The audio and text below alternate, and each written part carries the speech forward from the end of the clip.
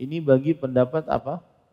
Jumhur yang mewajibkan membaca surat Al-Fatihah. Adapun yang kita kuatkan dalam majelis ini adalah pendapat ulama Imam Malik diantaranya, Ishaq bin Rahawai, salah satu riwayat dari Imam Ahmad, kemudian Sufyan bin Sa'id Masruq Ats-Tsauri, Syekhul Islam Ibnu Taimiyah rahimahullah, bahwa tidak membaca di dalam sholat-sholat yang dikeraskan bacaan. Adapun sholat-sholat yang tidak dikeraskan maka makmum wajib membaca.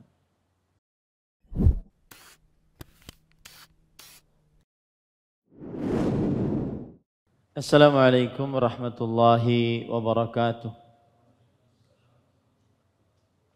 Bismillahirrahmanirrahim. Innal hamdalillah nahmaduhu wa nasta'inuhu wa nastaghfiruh wa na'udzu billahi min shururi anfusina wa sayyiati a'malina. Man yahdihillahu fala mudilla lahu wa man yudlil fala hadiya lahu. Wa ashhadu an la ilaha illallah wahdahu la syarika lah wa ashhadu anna Muhammadan 'abduhu wa rasuluh. Ya ayyuhalladzina amanu taqullaha haqqa tuqatih wa la tamutunna illa wa antum muslimun. Ya ayyuhan nasu taqu rabbakumul ladzi khalaqakum min nafsin wahidah wa khalaqa minha zawjaha wa batha minhuma rijalan katsiran wa nisaa. Wattaqullaha alladzi tasaaluna bihi wal arham innallaha kana 'alaikum raqiba. Ya ayyuhalladzina amanu taqullaha wa qulu qawlan sadida yuslih lakum a'malakum wa yaghfir lakum dhunubakum wa man yuti'illaha wa rasulahu faqad faza fawzan 'azima. Amma ba'd, fa inna asdaqal hadits kitabullah wa ahsanul hadi hadi Muhammadin sallallahu alaihi wa ala alihi wasallam. Syarrul umuri muhdatsatuha wa kullu muhdatsatin bid'ah wa kullu bid'atin dhalalah wa kullu dhalalatin finnar. Alhamdulillah, kita bersyukur pada Allah Subhanahu wa taala pada hari ini, hari Selasa malam 19 Jumadil Ula 1444 Hijriah. Kita dimudahkan oleh Allah Subhanahu wa taala untuk kembali duduk bersama di Masjid Al-Faruq, Kabupaten Banjar, Kalimantan Selatan, dalam sebuah kajian rutin membaca kitab Umdatul Ahkam fima ittafaqa alaihi Al-Bukhari wa Muslim, yang ditulis oleh Al-Hafidh Abdul Ghani bin Abdul Wahid Al-Maqdisi rahimahullah. Salawat dan salam semoga selalu Allah berikan kepada Nabi kita Muhammad sallallahu alaihi wa ala alihi wasallam, pada keluarga beliau, para sahabat, serta orang-orang yang mengikuti beliau sampai hari kiamat kelak. Dengan nama-nama Allah yang husna dan sifat-sifatnya yang ulia, kita berdoa, Allahumma inna nas'aluka ilman nafi'an wa rizqan tayyiban wa amalan mutaqabbala. Allahumma amin. Kita malam ini masuk kepada bab yang baru, bab yang ke-16. Penulis rahimahullahu ta'ala berkata, Babu al-qira'atu fis salah. Bab bacaan di dalam salat. Yang dimaksud bab ini adalah bacaan-bacaan yang kita baca saat salat, dari mulai surat Al-Fatihah, kemudian setelahnya membaca surat-surat yang lain saat di dalam sholat. Hadis yang ke-102 Qala al-musannif rahimahullah an Ubadah bin Samit radhiyallahu anna Rasulullah sallallahu alaihi wa ala alihi wasallam qala la salata liman lam yaqra bi Fatihatil Kitab. Dari Ubadah bin Samit radhiyallahu anhu anna Rasulullah sallallahu alaihi wa ala alihi wasallam bersabda, tidak sah salat tanpa membaca surat Al-Fatihah. Para ikhwan yang dirahmati oleh Allah Subhanahu wa taala, Ubadah bin As-Samit bin Qais Al-Ansari Al-Khazraji itu adalah sahabat Rasul sallallahu alaihi wasallam dari kaum Ansar, dari suku Khazraj, salah satu suku terbesar yang ada di kota Madinah. Dan beliau termasuk dari pemimpin kaum Khazraj yang membaiat Rasulullah sallallahu alaihi wasallam pada malam baiat Aqabah. Kemudian setelah itu beliau masuk Islam dan akhirnya beliau ikut berperang bersama Rasul sallallahu alaihi wasallam dari peperangan Badar dan setelahnya. Kemudian pada ikhwan yang dirahmati oleh Allah Subhanahu wa taala, beliau melepaskan perjanjian dengan Bani atau dengan keturunan Qainuqa, dan setelah itu beliau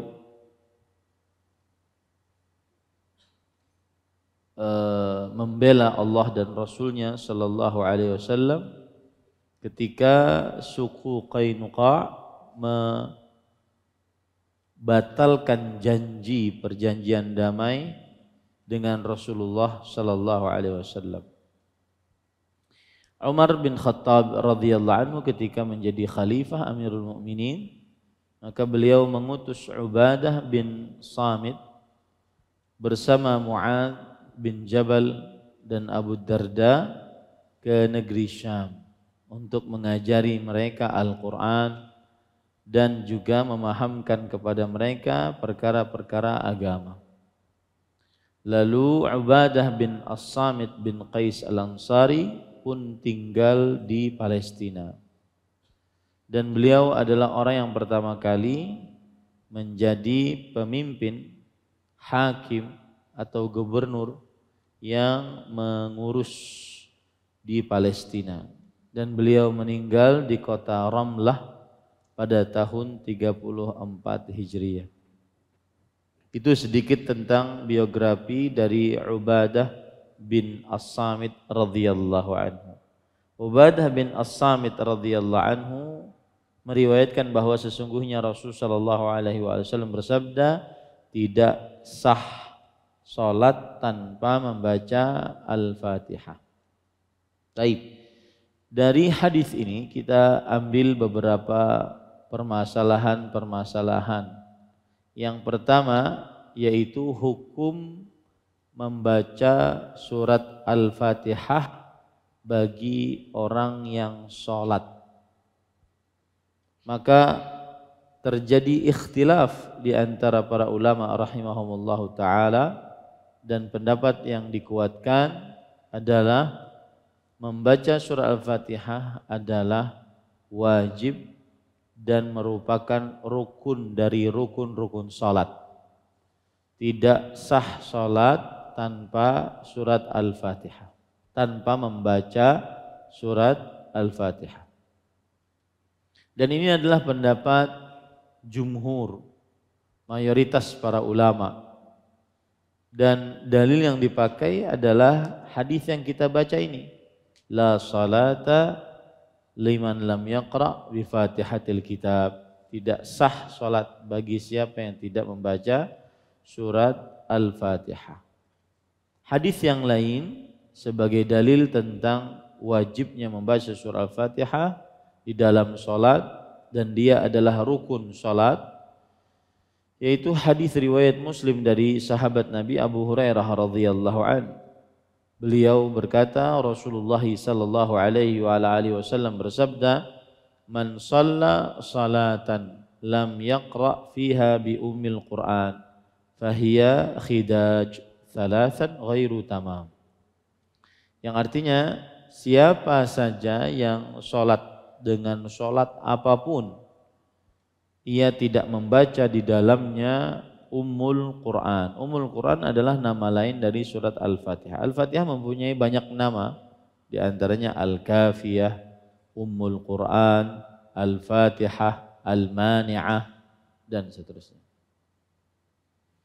Kemudian barang siapa yang sholat apapun dan tidak membaca di dalamnya Ummul Quran, yaitu surat Al-Fatihah, maka ia sholatnya adalah khidaj sebanyak 3 kali. Arti khidaj diterjemahkan atau ditafsiri oleh Rasul sallallahu alaihi wasallam, yaitu tidak sempurna. Ini dalil yang kedua yang digunakan oleh jumhur sebagai dalil bahwa membaca surah Fatihah di dalam sholat adalah wajib dan dia adalah rukun sholat. Dalil yang ketiga, hadis riwayat Imam Ahmad, Imam Abu Dawud, dari Abu Sa'id Al-Khudri radhiyallahu anhu, beliau bercerita, amarana nabiyuna sallallahu alaihi wasallam an naqra'a bi Fatihatil kitab wa ma tayassar. Rasulullah sallallahu alaihi wasallam, nabi kita, memerintahkan kita untuk membaca surat Al-Fatihah dan apa saja yang mudah. Nah, inilah dalil-dalil yang dipakai oleh jumhur tentang wajibnya membaca surah Al-Fatihah di dalam sholat dan ia adalah rukun sholat. Kemudian di sana ada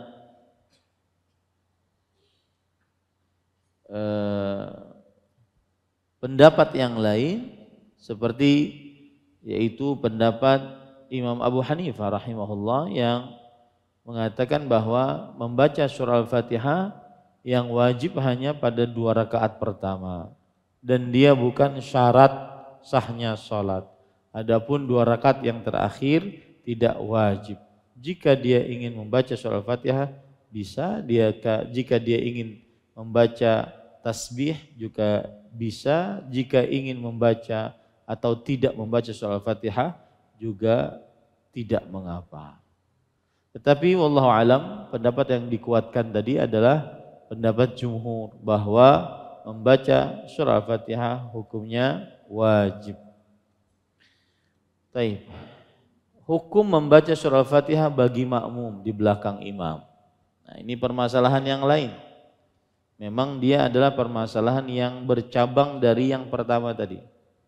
Hukum membaca surah Al-Fatihah bagi makmum di belakang imam. Maka jawabannya adalah yaitu terjadi ikhtilaf di antara para ulama dalam hal ini, dan pendapat yang dikuatkan adalah wajib bagi yang membaca surat Al-Fatihah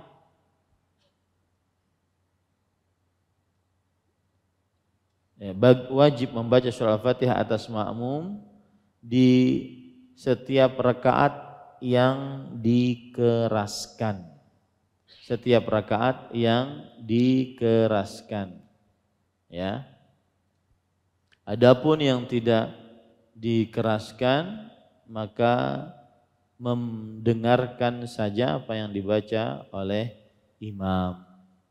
Dan ini pendapat Imam Muslim bin Ubaidillah bin Syihab Az-Zuhri. Muslim bin Ubaidillah bin Syihab Az-Zuhri.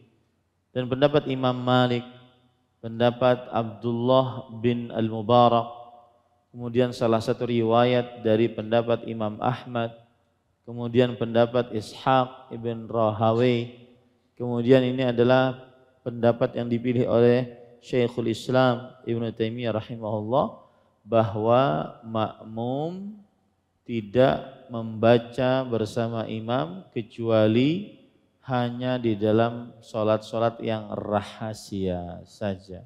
Adapun yang keras dikeraskan oleh imam maka tidak dibaca. Ini pendapat yang dikuatkan bahwa tidak membaca di dalam sholat yang dikeraskan.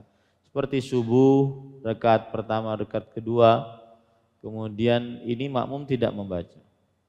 Kemudian seperti maghrib dan isya rakaat pertama dan kedua, makmum tidak membaca.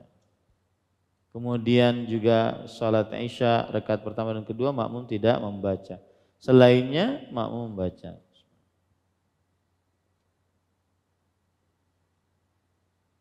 Berkata Syekhul Islam Ibn Taimiyah rahimahullah, inna qira'atal ma'mum ma'al imam alladhi yajharu bil qira'ah minal la'bi wal haza'i allati tanazzaha anhu syariah. Sesungguhnya membacanya imam bersama membacanya makmum bersama imam yang mengeraskan bacaannya termasuk dari main-main, ya, yang mana syariat lepas dari hal itu. Ini pendapat yang dikuatkan, ya. Jadi tidak membaca di dalam sholat-sholat yang dikeraskan bacaannya. Dalilnya surat Al-A'raf ayat 204. Wa idza quri'al Qur'anu fastami'u lahu wa ansitu. Jika dibacakan Al-Qur'an maka dengarkanlah dengan baik dan diamlah untuk mendengar agar bisa memahaminya. Imam Ahmad rahimahullah ketika mengomentari ayat ini, surat Al-A'raf ayat 204, ajma'al ulama ala annahu fis salah. Para ulama berijma' bahwa ayat ini turun di dalam perihal salat. Maka makmum jika imam membaca didengarkan, kecuali kalau mau membenarkan. Hadis dalil yang lain, hadis Abu Musa Al-Asy'ari dalam kitab Sahih Muslim, wa idza qara'a fa ansitu. Jika Nabi Muhammad sallallahu alaihi wasallam membaca, maka dengarkanlah oleh kalian seluruhnya. Ya. Dan sebagian ulama mengatakan riwayah ini adalah riwayah yang syadzah. Syadzah artinya riwayah yang cacat, menyendiri, tidak diikuti oleh riwayat-riwayat yang lain. Kemudian dalil yang ketiga adalah yaitu dalam kitab Muwatta Imam Malik dari sahabat Nabi Abu Hurairah radhiyallahu anhu, beliau bercerita anna Rasulullah sallallahu alaihi wasallam yansarafa min salatin jahara fiha bil qiraah. Adalah Rasulullah sallallahu alaihi wasallam beliau setelah selesai dari sebuah salat yang beliau keraskan di dalamnya bacaan. Lalu beliau bersabda, hal qara'a ma'i minkum ahadun anifan? Apakah di antara kalian ada yang membaca bersamaku? Ada yang membaca bersamaku. Faqala rajul, maka ada seseorang berkata, na'am ana ya Rasulullah. Iya, saya wahai Rasulullah sallallahu alaihi wasallam. Lalu Rasulullah sallallahu alaihi wasallam bersabda, inni aqul ma li unaza'u fil Qur'an. Aku mengucapkan, kenapa bacaanku ditandingi? Kenapa bacaanku ditandingi? Fantahan nasu anil qira'ah ma Rasulullah sallallahu alaihi wasallam fima jahara fihi Rasulullah sallallahu alaihi wasallam bil qira'ah hina sami'u dzalika min Rasulillah sallallahu alaihi wasallam. Maka orang-orang pun berhenti dari membaca bersama Rasulullah SAW di dalam apa saja yang beliau keraskan di dalamnya suaranya oleh Rasulullah SAW saat membaca. Ketika mendengar itu dari Rasulullah Sallallahu Alaihi Wasallam. Nah, ini adalah pendapat yang dikuatkan. Di sana ada pendapat-pendapat lain seperti pendapatnya jumhur, yaitu membaca. Imam selalu membaca. Mau di rakaat pertama, rakaat kedua, ketiga, keempat, mau rakaatnya imamnya mengeraskan bacaan ataupun imamnya melirihkan bacaan, makmum tetap membaca Al-Fatihah. Ini pendapat jumhur, dan Imam Syafi'i rahimahullah masuk ke dalam pendapat jumhur. Kebanyakan pendapat Imam Syafi'i rahimahullah adalah sesuai dengan pendapat jumhur. Kemudian pendapat yang ketiga, tidak ada bacaan bagi makmum, enggak baca sama sekali. Ya, baik itu imamnya mengeraskan bacaan atau tidak mengeraskan bacaan, pokoknya makmum tidak baca sama sekali surat Al-Fatihah di belakang imam. Dan ini adalah pendapat Imam Abu Hanifah, Imam Sufyan bin Sa'id bin Masruq Ats-Tsauri, Imam Sufyan ibnu Uyainah. Ya, maka dalil mereka adalah man kana lahu imamun fa qira'atuhu lahu qira'ah. Siapa yang mempunyai imam, maka bacaan imam adalah bacaan makmum. Dan hadis ini diriwayatkan oleh sekelompok para sahabat, Abu Hurairah radhiyallahu an, Abdullah bin Umar, Abdullah bin Abbas, Abu Sa'id, Abu Darda, Jabir. Akan tetapi hadis ini disebutkan kecacatannya oleh para hafidz hadis. Ya, wallahu alam, para ikhwan yang dirahmati Allah, pendapat yang dikuatkan adalah bahwa makmum membaca di dalam salat yang suaranya lirih, dan makmum tidak membaca di dalam salat yang suaranya keras. Baik, saya ingin ngambil pendapat jumhur, Ustaz. Ya. Karena dalilnya kuat. Dalilnya tadi hadis dari Ubadah bin Samit radhiyallahu anhu, tidak sah salat tanpa membaca surah Al-Fatihah. Dalilnya kuat, Ustaz. Saya ragu-ragu kalau mengambil pendapatnya para ulama peneliti tadi, yaitu diantaranya Imam Az-Zuhri, Imam Malik, Imam Abdullah bin Al-Mubarak, riwayat dari Imam Ahmad, Imam Ishaq bin Rahawai, pilihan dari Syekhul Islam Taimiyah. Saya ragu-ragu mengambil pendapat itu. Saya ingin baca aja pokoknya. Maka timbul pertanyaan, kapan bacanya? Kalau menurut pendapat jumhur, kapan bacanya? Saat imam baca Al-Fatihah, kapan bacanya? Ada yang mengatakan ketika imam baca Alhamdulillahirabbil alamin. Nah, di situ setelahnya makmum tadi baca Ar-Rahmanir-Rahim, baca lagi dia. Maliki yaumiddin, baca lagi dia. Terus seperti itu. Ya. Maka para ikhwah yang dirahmati oleh Allah Subhanahu wa taala, itu cara yang pertama menurut pendapat jumhur. Cara yang kedua adalah imam membaca, makmum pun ikut membaca. Pokoknya imam baca, makmum ikut baca juga.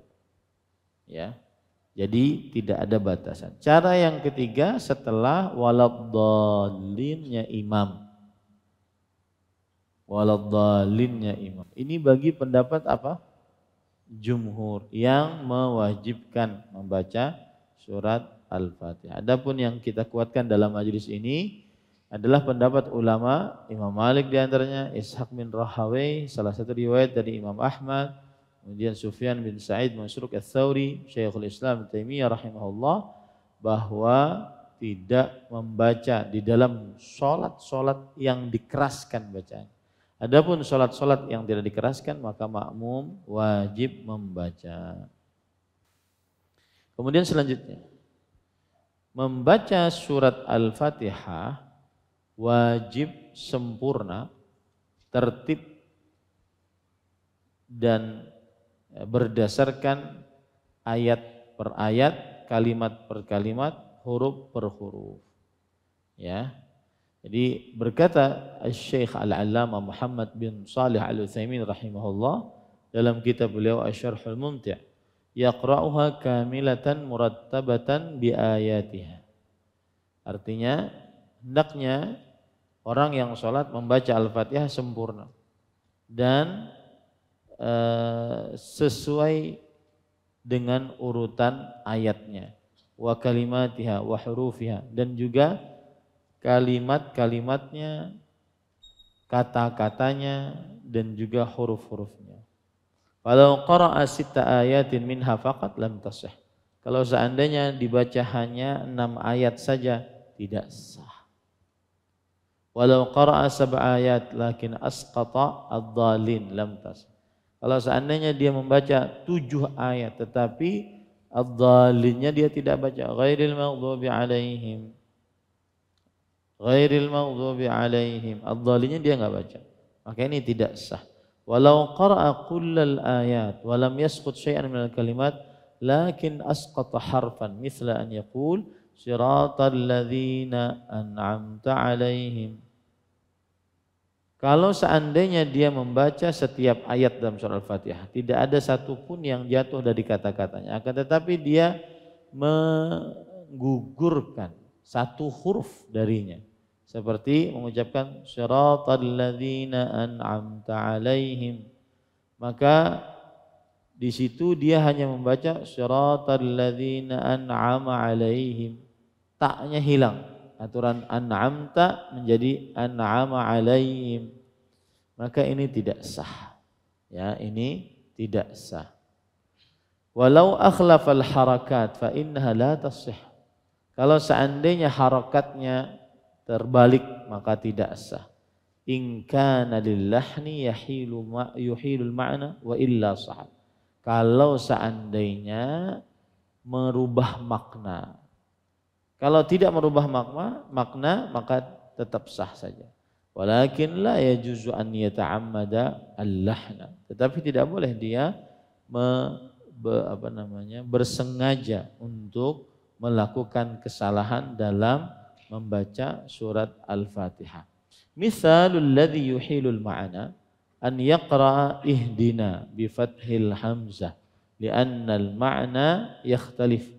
Lianna ma'nahu yakunu ma'a fathil hamzah a'tina iyahu hadiyah, lakin ihdina bihamzah al-wasl bima'na dullana alaih wa waffaqna lahu wa thabbitna alaih. Contoh misalkan ada orang membaca ahdina dengan memberikan harokat pada huruf apa? Ahdina, atau kita baca apa? Ihdina, dengan memberikan harokat fathah pada huruf hamzah di atas alif. Ahdina, ini tidak sah kalau seandainya membaca seperti itu, karena arti ahdina adalah berikanlah kami hadiah. Berikanlah kami hadiah, bukan hidayah. Ya. Adapun kalau seandainya ingin membaca yang benar, ihdinas siratal mustaqim.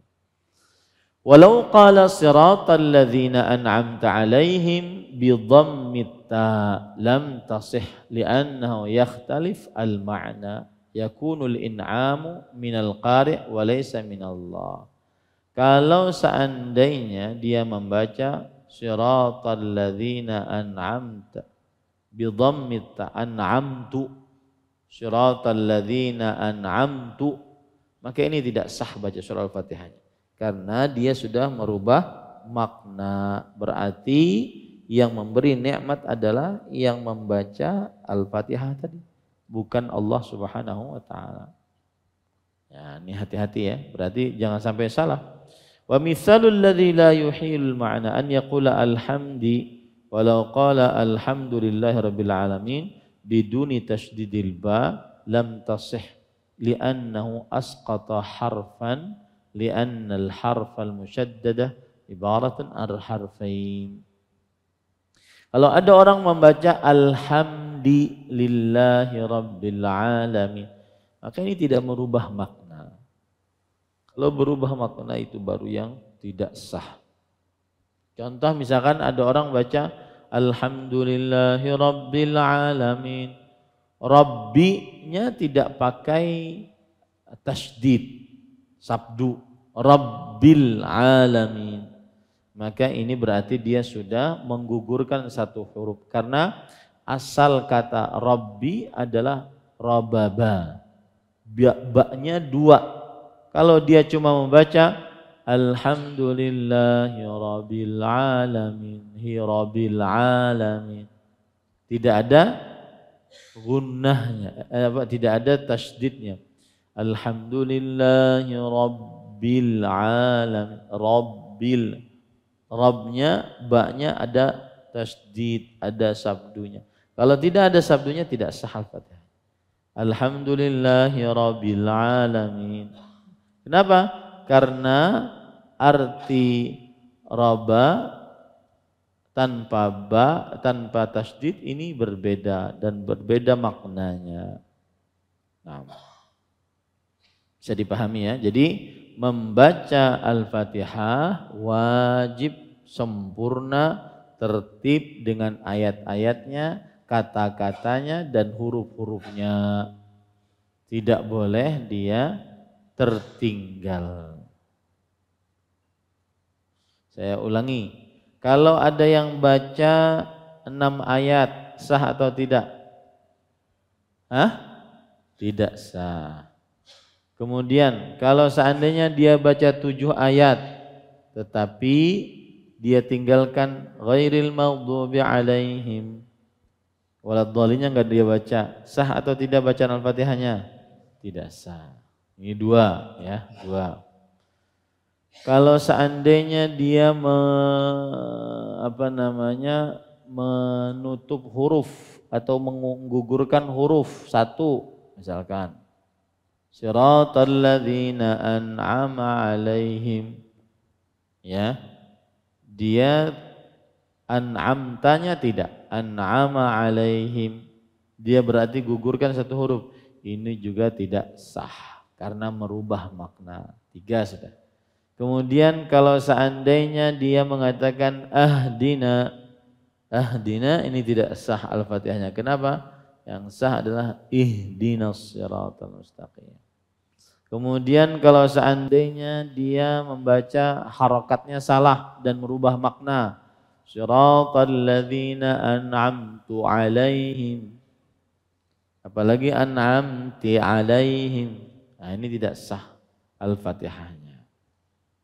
Tetapi kalau seandainya berubah harokat dan tidak merubah makna tidak mengapa. Alhamdulillahi rabbil alamin, nah ini tidak mengapa, ya. Atau dia membaca alhamdulillahi rabbil alamin, rabbil alamin, rabnya tidak ada tasydidnya, maka ini tidak sah bacanya. Ini tidak sah Al-Fatihahnya. Nah,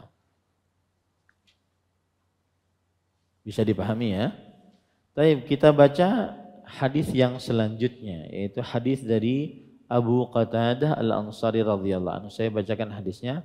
An Abi Qatadah Al-Ansari radhiyallahu anhu qala kana Rasulullah sallallahu alaihi wa ala alihi wasallam yaqra'u fi ar-rak'atayn al-ulayayn min salati adh-dhuhri bi Fatihatil Kitab wa suratayn wa yutawwilu fil ula wa yuqassiru fi thaniyah wa yusmi'u al-ayata ahyanan wa kana yaqra'u fil 'asri bi Fatihatil Kitab wa suratayn yutawwilu fil ula wa yuqassiru fi thaniyah wa fi ar-rak'atayn al-ukhrayayn bi ummil kitab wa kana yutawwilu fi ar-rak'atil ula min salati as-subh wa yuqassiru fi tsaniyah. Yang mengantuk-antuk dilakukan gini tambah guring sih. Baik.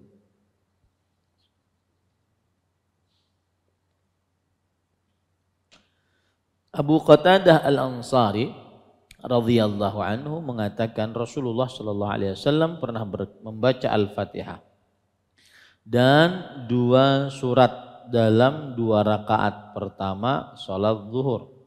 Beliau memanjangkan bacaan pada rakaat pertama dan memendekkan bacaan pada rakaat kedua.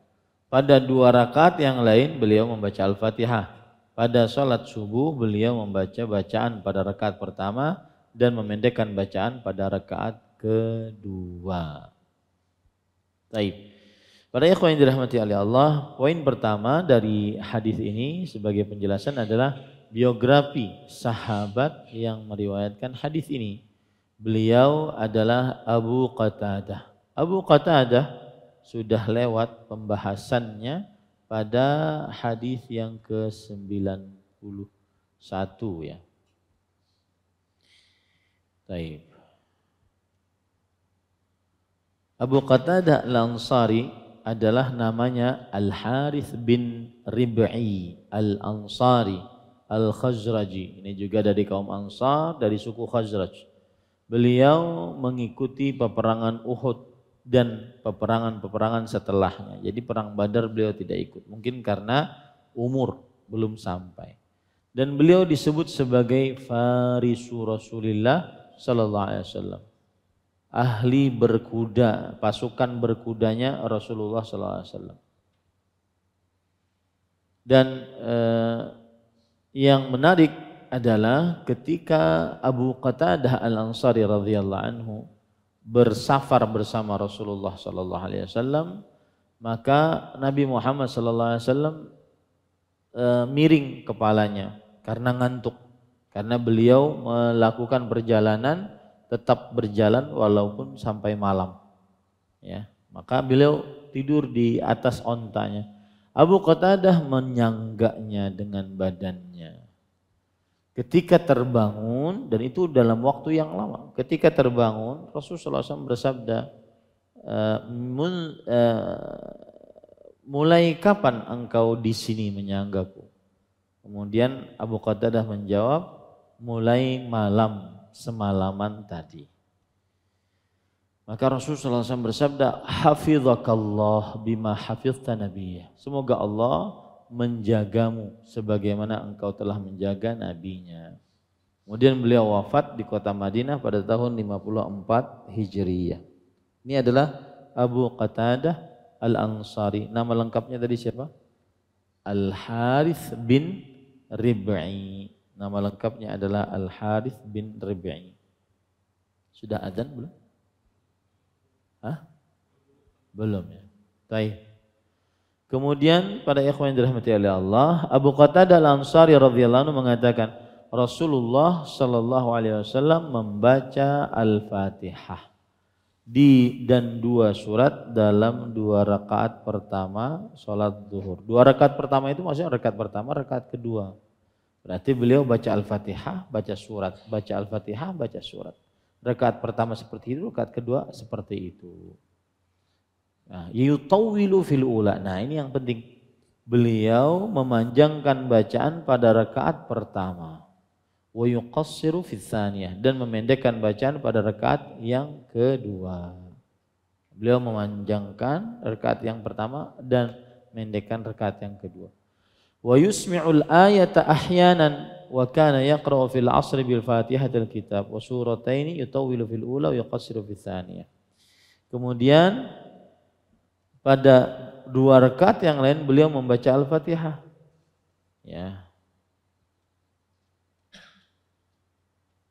Nah, ini kurang terjemahannya. Kurang terjemahannya. Wa yusmi'ul ayata ahyanan. Terkadang beliau memperdengarkan, ya, memperdengarkan ayat kadang-kadang. Memang di dalam kitab kita tidak disebutkan itu. Coba saya cek ya. Di dalam kitab Umdatul Ahkamnya bagaimana?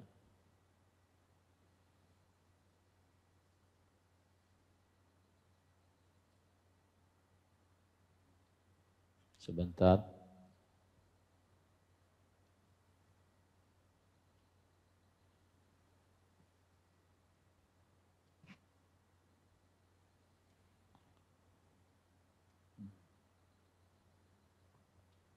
Berarti memang tidak disebutkan.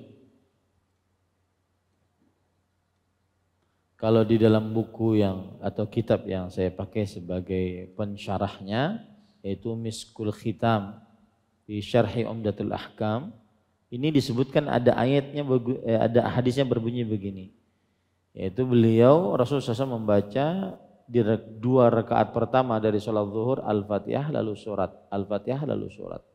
Kemudian di rakaat pertama beliau panjangkan bacaannya, rakaat kedua beliau pendekkan. Kemudian, nah ini dia, wa yusmi'ul ayata ahyanan, dan terkadang beliau memperdengarkan bacaannya, padahal itu surat apa? Padahal itu salat apa? Zuhur dan asar, salat yang dilirihkan bacaannya. Nah, ini tidak ada di sini. Ya, di dalam kitab yang aslinya juga tidak ada. Baik, kita ambil di sini saja. Pada 2 rakaat yang lain beliau membaca Al-Fatihah. Jadi misalkan dia sholat zuhur, rakaat pertama tadi sudah, 2 sudah, rakaat ketiga dan keempat cuma baca Al-Fatihah. Pada sholat subuh beliau membaca bacaan pada rakaat pertama, memanjangkannya dan memendekkan pada rakaat kedua. Nah, ini ada juga ini di dalam kitab kita. Baik. Jadi maksud hadis adalah Rasulullah SAW kalau sholat zuhur beliau rakaat pertama Al-Fatihah lalu surat, rakaat kedua Al-Fatihah lalu surat, lalu setelah itu rakaat ketiga dan keempat Al-Fatihah saja. Kemudian di rakaat pertama beliau memanjangkan bacaan pada rakaat pertama dan memendekkan bacaan pada rakaat yang kedua, seperti itu. Kemudian pada sholat subuh beliau memanjangkan bacaan pada rakaat pertama dan memendekkan bacaan pada rakaat kedua. Taib. Apa yang kita bisa ambil dari hadis ini? Yang pertama, permasalahan hukum membaca sesuatu dari Al-Quran setelah Al-Fatihah. Apa hukumnya membaca sesuatu dari Al-Quran setelah Al-Fatihah? Jawabannya adalah tidak ada perbedaan pendapat di antara para ulama bahwa disunnahkan membaca surat setelah Al-Fatihah pada rakaat yang kedua, pada 2 rakaat pertama, di setiap sholat. Itu tidak ada khilaf di antara ulama bahwa hukum membaca surat setelah Al-Fatihah pada 2 rakaat pertama di setiap sholat ini hukumnya adalah sunnah. Ya, kalau seandainya sholatnya dikeraskan maka keraskan, kalau seandainya sholatnya dilirihkan maka dilirihkan. Imam Ibnu Qudamah berkata, la na'lamu baina ahli ilm khilafan, kami tidak mengetahui terjadi perselisihan pendapat di antara para ulama, annahu yusannu qira'atu suratin min ma'al Fatihah fi raq'atainil ulayain min kulli surah, bahwa disunnahkan membaca surat berserta dengan Al-Fatihah pada 2 rakaat pertama di setiap sholat. Imam Al-Hafidh Ibnu Rajab Al-Hambali berkata, fi hadzal hadithi dalilun ala istihbabil qira'ah fi raq'atainil ulayain min salatil zuhur. Di dalam hadis ini terdapat dalil bahwa dianjurkan membaca di dalam 2 rakaat pertama dari sholat zuhur membaca surat Al-Fatihah dan surat. Wal asr bi surati surah ma'al Fatihah, dan sholat asar juga begitu, 2 rakaat pertama 1 dan 2 maka disertai bacaan Al-Fatihah kemudian surat-surat yang lain. Hadza muttafaqun ala istihbabihi bainal ulama. Ini adalah disepakati oleh para ulama tentang anjurannya, kesunnahannya. Wa fi wujubihi khilafun sabaqa dzikruhu. Dan adapun wajib membaca surat setelah surah Al-Fatihah maka ini terjadi khilaf. Taib. Al-Hafidh Ibnu Hajar berkata, idda'a Ibnu Hibban wal Qurtubi wa ghairuhuma al-ijma' ala adami wujubi qadri zaidin 'alaiha wa fihi nadhar li thubutihi 'an ba'd as-sahabah wa man ba'dahum fi ma rawahu Ibnu al-Mundhir wa ghairuhu wa la'allahum aradu anna al-amra istaqarra 'ala dhalik. Ada Imam Ibnu Hibban, Imam Al-Qurtubi mengatakan ijma' atas tidak wajibnya membaca ya dari lebih dari surat Al-Fatihah. Tidak wajibnya membaca lebih dari surat Al-Fatihah. Maka para ikhwan yang dirahmati oleh Allah Subhanahu wa taala, sebagian sahabat mengatakan ada yang wajib. Sebagian sahabat yang mengatakan wajib membaca surat setelah Al-Fatihah.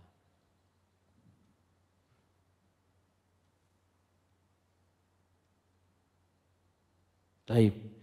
Permasalahan selanjutnya, intinya tadi permasalahan tadi adalah apa hukum membaca surat setelah Al-Fatihah? Apa hukum membaca surat setelah Al-Fatihah? Baik. Permasalahan selanjutnya, apakah dianjurkan memanjangkan rakaat pertama atas rakaat-rakaat selanjutnya di seluruh sholat? Nah, ini dia. Maka wallahu alam, pendapat yang dikuatkan adalah iya, dianjurkan memanjangkan rakaat pertama daripada rakaat kedua, daripada rakaat ketiga, daripada rakaat keempat. Ya. Dan dianjurkan hukumnya. Dan ini adalah pendapat Sufyan bin Sa'id bin Masruq Ats-Tsauri, Imam Ahmad, Imam Ishaq bin Rahawi, Muhammad bin Al-Hasan, dan juga sekelompok dari ulama mazhab Syafi'i. Kemudian diriwayatkan dari Umar bin Khattab radhiyallahu anhu. Dalilnya hadis yang kita baca tadi, ya, yaitu dianjurkan untuk memperpanjang rakaat pertama dibandingkan rakaat-rakaat selanjutnya. Nah, baik. Kemudian kita baca hadis yang ke-104. An Jubair bin Mut'im radhiyallahu anhu qala sami'tu Rasulullah sallallahu alaihi wasallam yaqra'u fil maghribi bit-tur. Dari Jubair bin Mut'im radhiyallahu anhu mengatakan bahwa aku mendengar Nabi Muhammad sallallahu alaihi wasallam membaca surat At-Tur ketika salat maghrib. Membaca surat At-Tur ketika salat maghrib. Para ikhwah yang dirahmati oleh Allah Subhanahu wa taala,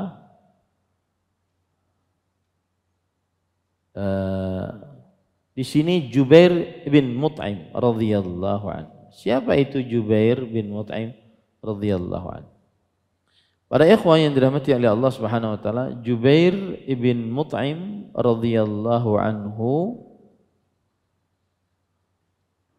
bin Adi Al-Qurashi An-Naufali. Jubair bin Mut'im bin Adi Al-Qurashi An-Naufali.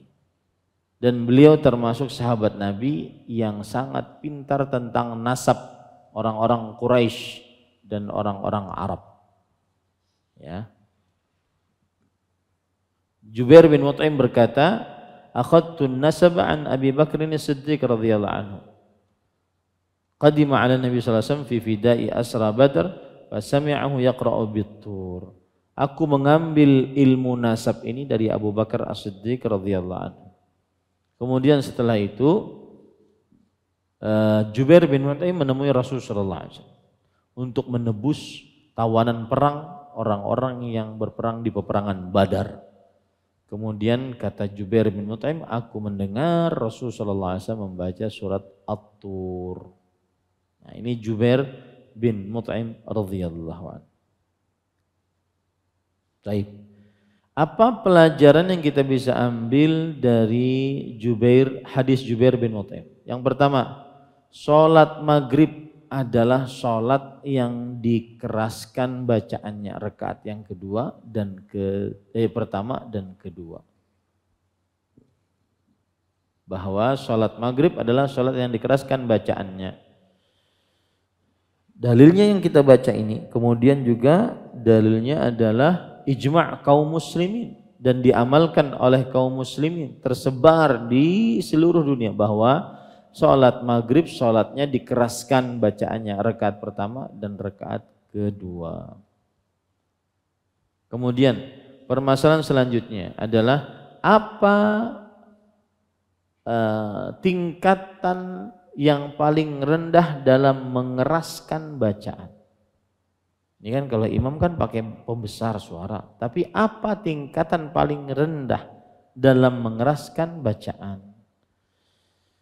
Maka Al-Hafidz Ibnu Rajab mengatakan an yusmi'a man yalihi. Tingkatan paling rendah dalam mengeraskan bacaan adalah memperdengarkan orang yang di belakangnya. Memperdengarkan orang yang di belakangnya. Itu tingkatannya. Baik. Apa hukum mengeraskan bacaan di dalam sholat yang dikeraskan bacaannya. Misalkan nih, sholat subuh, sidin behinipan aja. Allahu Akbar. Behinip aja. Ya. Apa hukumnya mengeraskan bacaan di dalam sholat yang dikeraskan bacaannya? Wallahu alam, pendapat yang dikuatkan adalah mengeraskan bacaan di dalam sholat yang dikeraskan bacaannya hukumnya sunnah. Tidak batal sholatnya kalau dia tidak mengeraskan bacaannya. Ya, kalau dia tidak mengeraskan bacaannya, hukumnya sunnah. Kalau dia ketinggalan bacaannya, maka dia hukumnya sunnah. Bacaan yang keras maksud saya. Mungkin enggak itu bisa terjadi? Mungkin saja. Karena mungkin banyak masalah misalnya. Apa hukum mengeraskan bacaan di dalam sholat sendirian? Dan sholatnya sholat yang dikeraskan. Sholat maghrib sendirian, sholat isya sendirian. Apakah dikeraskan juga atau tidak? Maka jawabannya adalah dianjurkan dikeraskan, dan ini adalah mazhab Imam Syafi'i dan pendapat yang lainnya, dan ini juga adalah pendapat jumhur. Artinya hukum bacaan yang keras di dalam sholat sendirian itu hanya dianjurkan. Kalaupun seandainya karena dia sholat sendirian kemudian sholatnya aturan dibaca dengan keras, dia baca dengan suara yang rendah, maka sah tidak sholatnya? Sah, karena hukumnya cuma sunnah. Maghrib misalkan, sholat sendirian saat safar, ya, dia baca pelan saja, tidak mengeraskan, maka sholatnya sah. Nah, ini ada tambahan-tambahan, di antaranya saya ingin menyebutkan beberapa faedah. Rasul Shallallahu Alaihi Wasallam ketika sholat subuh, maka dianjurkan untuk memperpanjang bacaan sholat subuh, dan ini dengan kesepakatan mazhab fikih yang 4. Panjang bacaannya itu gimana? Ada beberapa riwayat ya, pas sholat subuh ya. Hadis riwayat Bukhari Muslim. Kana Nabi sallallahu alaihi wasallam yaqra'u fil fajri baina 60 ila 100. Adalah Rasulullah sallallahu alaihi wasallam membaca di dalam sholat subuh antara 60 sampai 100 ayat. Kalau kita lihat 60 sampai 100 ayat, ambil misalkan surat Al-Baqarah. Ya. 60 ayat, 1, 2, 3, 4.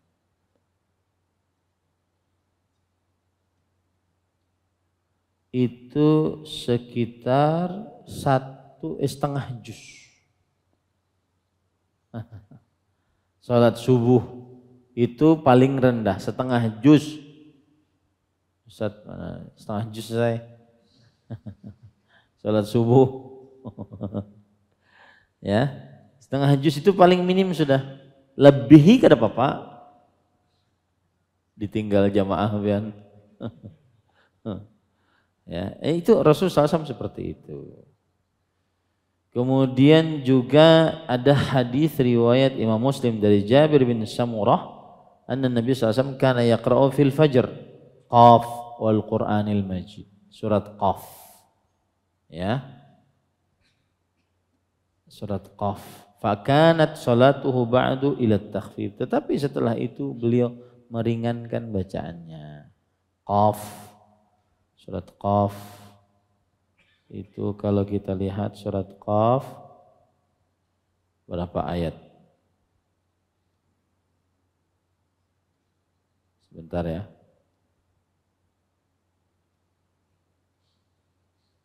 Sedikit aja. 45 ayat. 1 lembar setengah. 1 lembar setengah. Surat Qaf. Ya. Beliau sholat subuh membacanya seperti itu. Taib, kalau zuhur, maka zuhur adalah Rasul sallallahu alaihi wasallam baca di dalam sholat zuhur dan asar was sama'i wat tariq. was sama'i dzatil buruj. Ini hadis riwayat Imam Abu Dawud. Was sama'i wat tariq dan was sama'i dzatil buruj. Ya. Baik. Kemudian sholat asar. Beliau membaca di dalam sholat zuhur, ya kan, sholat asar, was sama'i dzatil buruj, was sama'i wat tariq. Sama saja tadi. Sholat asar sama. Adapun maghrib, maka beliau membaca qisaril mufassal. Qisaril mufassal ini dari surat Duha sampai An-Nas. Maghrib, wad-duha sampai An-Nas. Ya, ini kesepakatan mazhab fikih yang 4. Kalau sholat maghrib. Kalau sholat isya, beliau membaca dari Awsatil Mufassal. Awsatil Mufassal itu dari, ada yang mengatakan dari lam yakunil ladzina kafaru, ada yang mengatakan dari ad-duha, terus ke atas dari surat Al-Hujurat. Awsatil Mufassal, ya, itu dalam sholat isya. Nah, itu tambahan yang tidak disebutkan.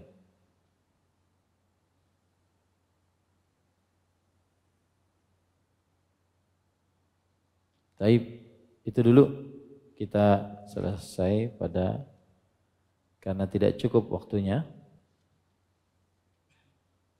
Nah, ada yang ingin bertanya? Tapi yang saya sebutkan tadi tidak wajib seperti itu ya. Misalkan beliau pernah baca dalam sholat maghrib, wattur, wa kitabim mastur, firaqim mansur, wal baitil ma'mur, ya, sampai akhir ayat, tidak juga.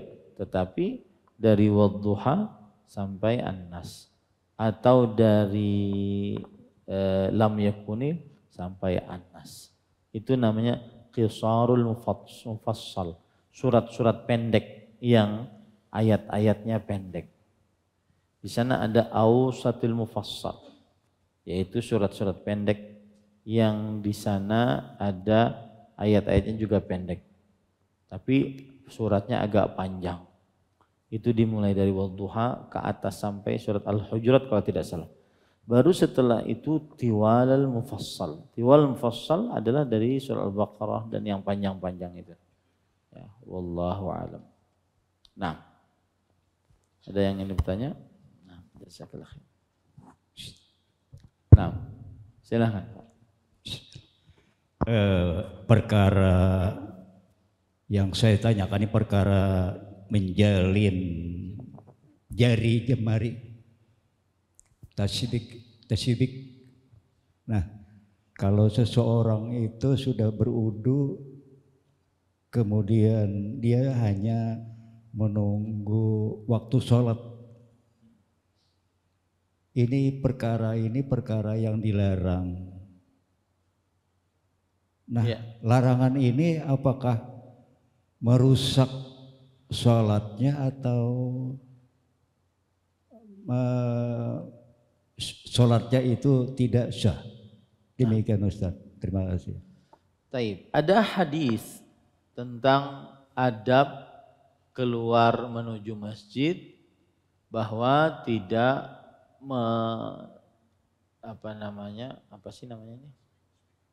bahasa Indonesia, bahasa Arabnya tashbik, tetapi menjalinkan jari jemari seperti ini.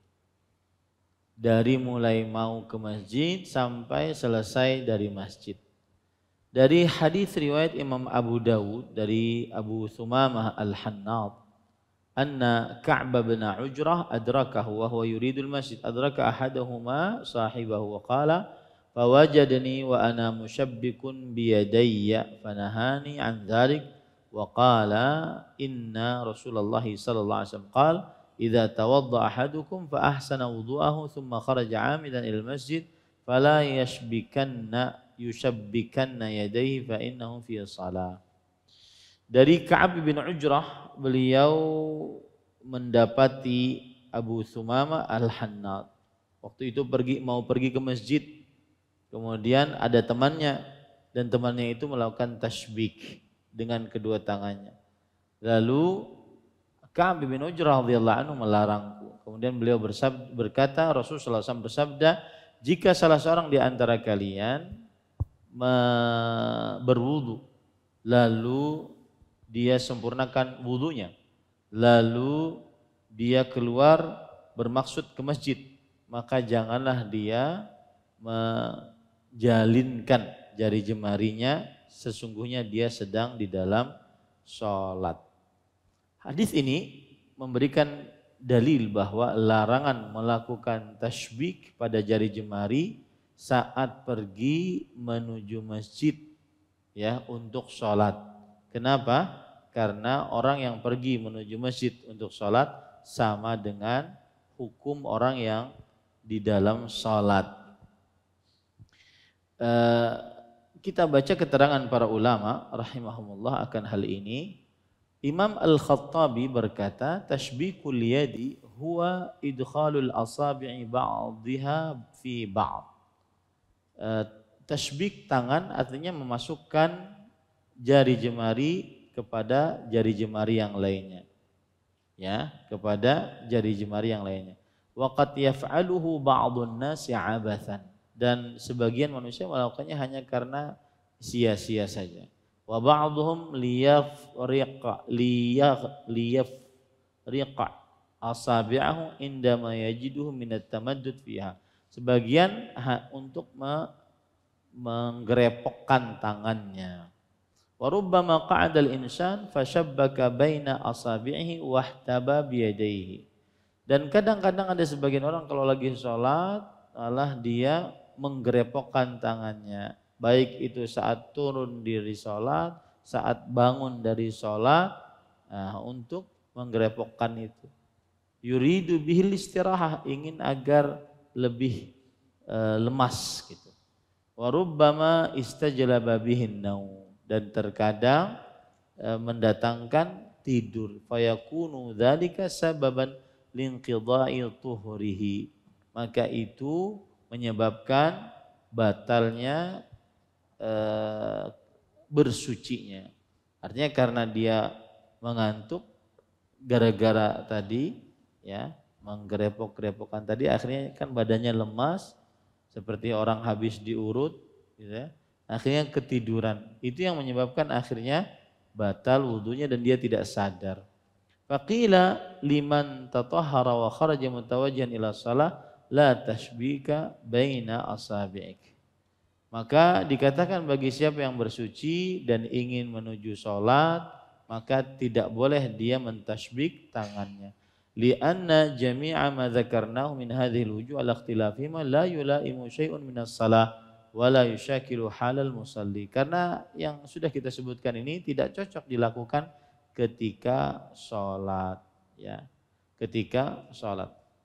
Tetapi ada hadis riwayat Abu Hurairah radhiyallahu anhu di dalam kisah yang mana Rasulullah sallallahu alaihi wasallam di situ lupa rakaat, lalu beliau diingatkan oleh seorang yang dikenal dengan Dzul Yadain yang mempunyai tangan panjang. Kemudian Rasul sallallahu alaihi wasallam qama ila khasyabah ma'rudah fil masjid. Beliau berdiri ke sebuah pelepah kurma yang ada di masjid. Fattaka 'alaiha ka'annahu ghadban. Kemudian beliau bersandar seakan-akan beliau sedang marah. Wa wada'a yadahu al-yumna 'ala al-yusra. Kemudian beliau meletakkan tangan kanan di atas tangan kiri, wa syabbaka baina asabi'ihi. Jadi begini. Syabbaka baina asabi'ihi. Ini kan di masjid. Nah, ini di masjid. Beliau lakukan. Hadis riwayat Bukhari dan Muslim. Maka antara hadis larangan tadi dengan yang tadi tidak ada pertentangan antara keduanya. Imam Bukhari rahimahullah berkata, bab tashbiku al-asabi' fil masjid wa ghairihi. Bab bolehnya melakukan tashbik di dalam masjid dan selainnya. Dan Imam Bukhari menyebutkan bahwa Nabi Muhammad SAW melakukan tashbik di dalam masjid dan selainnya. Jadi antaranya hadis panjang tangan tadi, ya.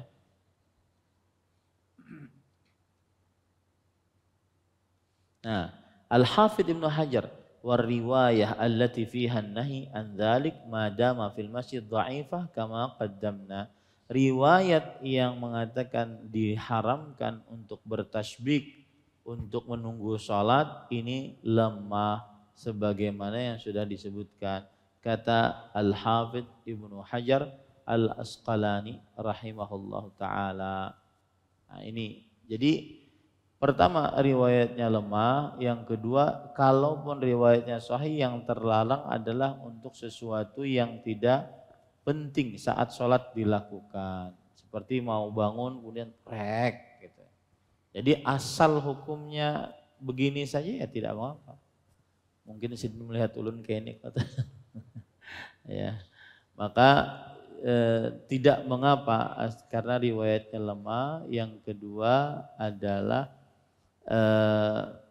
yang terlarang di dalam sholat atau di dalam masjid yang membuat seseorang akhirnya lalai di dalam sholatnya. Wallahu a'lam. Jelas kelalah? Nah.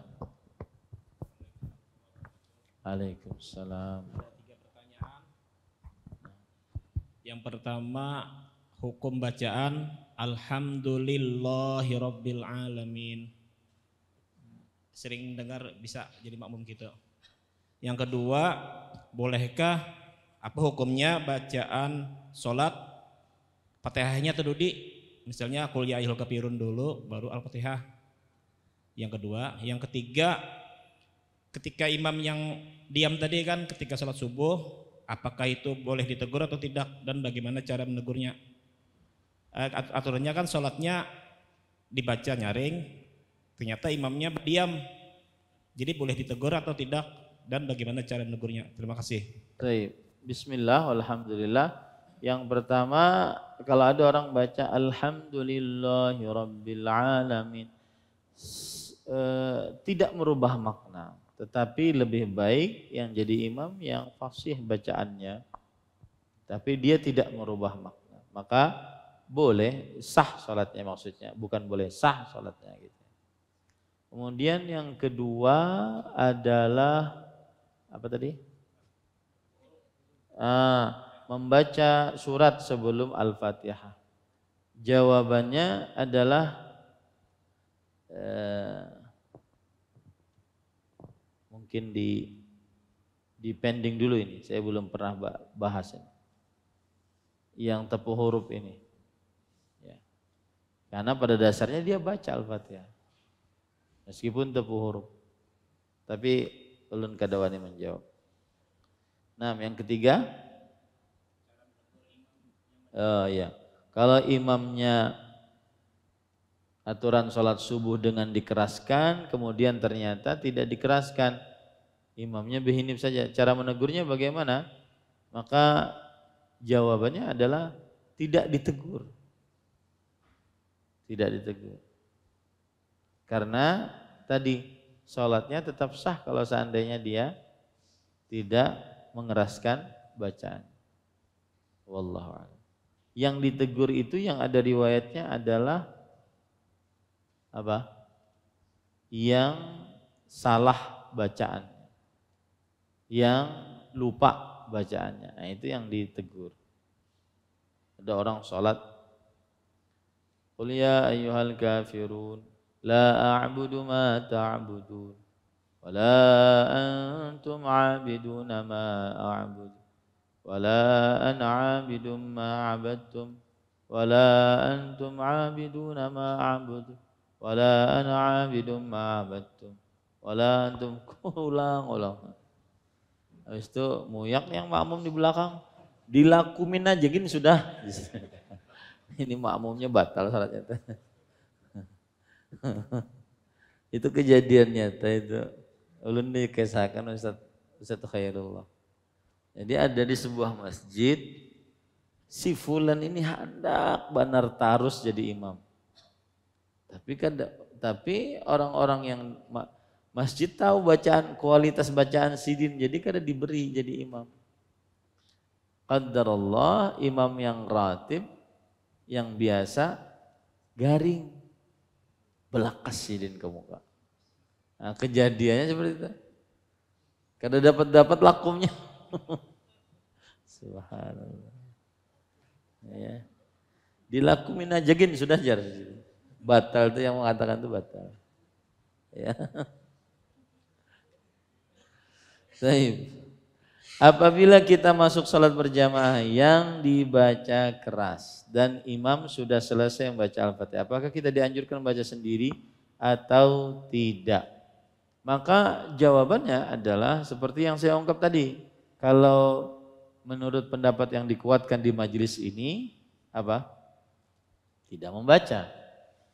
Imam yang baca dengan suara yang keras maka tidak membaca. Tapi kalau menurut pendapat jumhur, maka dia baca. Ya, dia baca. Bagaimana hukumnya membaca Al-Fatihah dahulu sebelum berdoa dan bagaimana hukumnya membaca doa selamat saat berdoa setelah sholat sunnah? Maka jawabannya adalah saya belum tahu dalil khusus bahwa Al-Fatihah dahulu sebelum berdoa. Yang ada adab-adab berdoa adalah yaitu membaca istighfar, bersolawat, dan sebelum istighfar, memuji Allah, bersolawat, lalu berdoa. Adapun baca Al-Fatihah dan juga Al-Fatihahnya dihadiahkan, nah ini belum saya dapati riwayat yang seperti itu. Allahu a'lam. Hukumnya membaca doa selamat saat berdoa setelah sholat sunnah. Berdoa di dalam sholat lebih utama dibandingkan di luar sholat. Ya, berdoa di dalam sholat lebih utama dibandingkan berdoa di luar sholat. Nah, apalagi kalau seandainya mengkhususkan bacaan tertentu setelah sholat sunnah. Misalkan bacaan minta selamat. Gimana bacaan doa minta selamat itu? Allahumma inna nas'aluka salamatan fid din wa afiatan fil jasad wa salamatan qablal maut. Wah, gimana? Saya lupa. Ya. Nah, itu yang dibaca kalau dia mengkhususkan bacaan itu setelah sholat sunnah maka tidak benar. Ya. Karena pengkhususan memerlukan dalil. Itu intinya. Pengkhususan memerlukan dalil. Dan permasalahan ini yang sering terjadi khilaf di antara kaum muslimin yang lain dengan dakwah sunnah. Kalau kita berpendapat pengkhususan memerlukan dalil. Contoh mengkhususkan bacaan istighfar 1000 kali malam Jumat dengan di dalam kamar, lampu kadap, kada bebaju, di atas kain putih. Ya, kemudian diamalkan istighfar 10.000 kali, maka pahalanya pian tidak akan pernah kada sugih, pasti sugih. Hadis riwayat Ahmad Zainuddin. Nah, ini kan pengkhususan tempat, waktu, jumlah bilangan, jenis, tata cara, sebab. 6 pengkhususan. Maka ini para ikhwan yang dirahmati Allah, pengkhususan ini tidak dibenarkan kecuali dengan dalil. Nah, sama dengan ini, membaca doa selamat saat berdoa setelah sholat sunnah. Pengkhususan, doanya khusus doa selamat, dibaca khusus setelah sholat sunnah. Ini memerlukan dalil. Ya, kalau dibaca terus menerus, kalau dibaca sesekali ya boleh saja, tidak mengapa. Ya, wallahu alam. Sama juga dengan berdoa setelah sholat, baik setelah sholat wajib, setelah sholat sunnah, boleh saja dia berdoa. Mungkin habis sholat sunnah, habis sholat wajib, sholat sunnah ini sidin hendak melamar, berdoa. Ya Allah, umurku 70, hendak melamar gadis perawan. Ya boleh aja dia berdoa. Tapi kalau seandainya dia terus menerus rutin, nah ini memerlukan dalil. Nah, tidak bisa tanpa dalil. Nah, itu yang kadang terjadi perbedaan antara kita dengan kaum muslimin yang lain. Kita tidak bisa mengkhususkan sebuah sesuatu. Contoh misalkan kasidah-kasidah yang ada, ya, kemudian juga pembacaan-pembacaan maulid yang ada dengan kekhususan tempat, waktu, jumlah bilangan, kemudian jenis, kemudian sebab, tata cara, lebih lagi ditambahi dengan keutamaan. Saya kadang heran, misalkan pembacaan sebuah kasidah ataupun apa yang dibaca oleh kaum muslimin selain Al-Quran yang belum ada contohnya dari Rasulullah SAW, itu kan pembuatnya mungkin hidup 1000 tahun setelah Rasulullah SAW wafat. Bagaimana bisa didapati ada keutamaan dari membaca itu? Padahal penyebutan keutamaan tidak boleh disebutkan kecuali oleh siapa? Oleh Allah di dalam Al-Quran atau oleh Rasulullah SAW. Karena itu hal gaib. Karena itu adalah hal gaib. Nah, kemudian bagaimana kalau pada saat rakaat yang surahnya dibaca lirih, kita belum selesai membaca Al-Fatihah, tapi imam sudah takbir untuk ruku. Maka jawabannya adalah innama ju'ilal imamu liyutamma bih. Imam itu dijadikan untuk diikuti. Maka ikuti imam.